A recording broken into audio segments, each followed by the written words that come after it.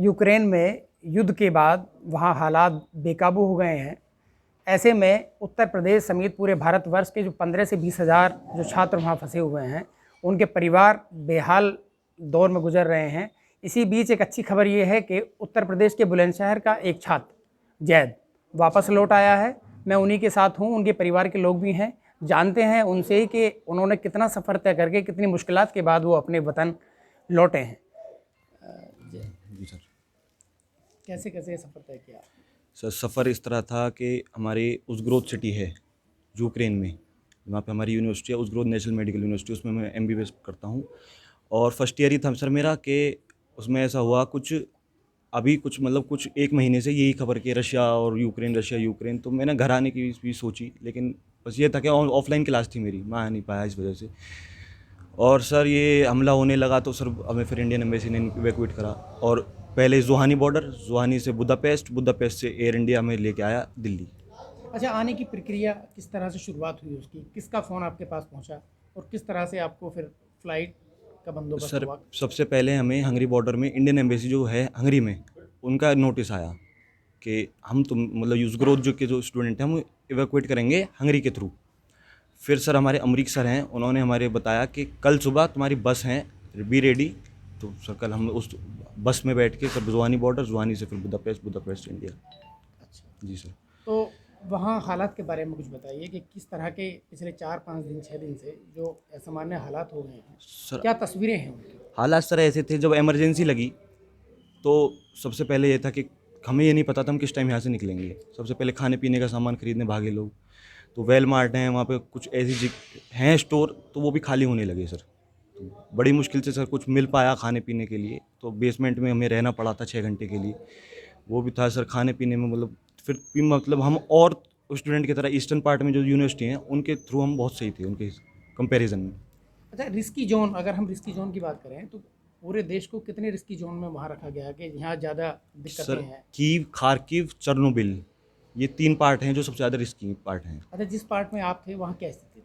वहाँ सर हालात ऐसे थे, इमरजेंसी थी, सायरन भी बोले थे, प्राय वो फाइटर जेट भी घूमे थे, लेकिन अब तक ऐसा था उसके 50-60 किलोमीटर में इवानो है, इवानो पे तक हमला हुआ था, हम तक नहीं हो पाया था सर। बस अच्छा, हम सेफ थे मतलब अब तक, लेकिन वो ऐसा था जब उसका सिटी का सायरन बोल रहा था हमें बेसमेंट में जाना पड़ता था उस टाइम के लिए। जैसे आपके पास ये सूचना पहुंची कि हालात बहुत ज़्यादा ख़राब हैं, बमबारी हो रही है, जी सर।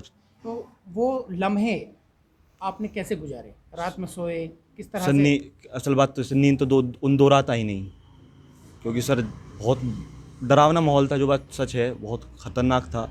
घर वालों की कॉल, पापा की इतनी कॉल, पापा मतलब पापा मम्मी सब परेशान थे बहुत। तो सर नींद बहुत डरावना था मामला। अच्छा, आपके साथ कितने छात्र थे?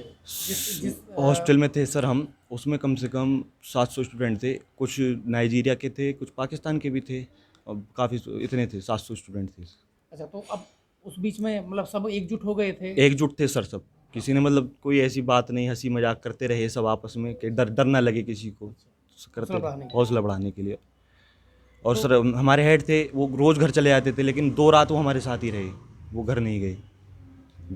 मतलब यूक्रेन में जो है आप रहे, को कौन सी पढ़ाई कर रहे हैं आप? Sir MBBS। अच्छा, कौन सा एरिया है आपका? उस ग्रोथ कौन सा ईयर, कौन सा? ईयर फर्स्ट है सर, अच्छा, फर्स्ट ईयर है।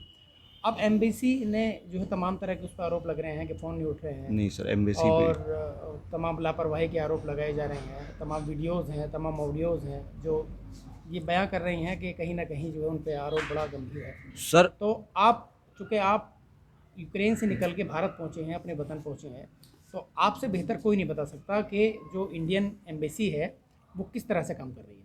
सर आप बताइए, जब 4 फ़ोन नंबर हैं उन पे 4000 बच्चे एक साथ कॉल करेंगे, कौन कॉल उठाएगा? ये बात है। इंडियन एम्बेसी से तेज किसी एम्बेसी ने वहाँ काम ही नहीं किया, पाकिस्तान के बच्चे अब तक वहाँ पर हैं, कहाँ गए वो? लेकिन इंडियन एम्बेसी का तो सर तुम धन्यवाद देना चाहेंगे, उन्होंने बहुत जल्दी हमें निकाला, बहुत जल्दी सर। अभी तो बच्चे रह गए हैं वहाँ बहुत, और देशों के तो नाइजीरिया के भी वहीं हैं, हमें तो बहुत जल्दी निकाला गया है वहाँ से। अच्छा, जी सर।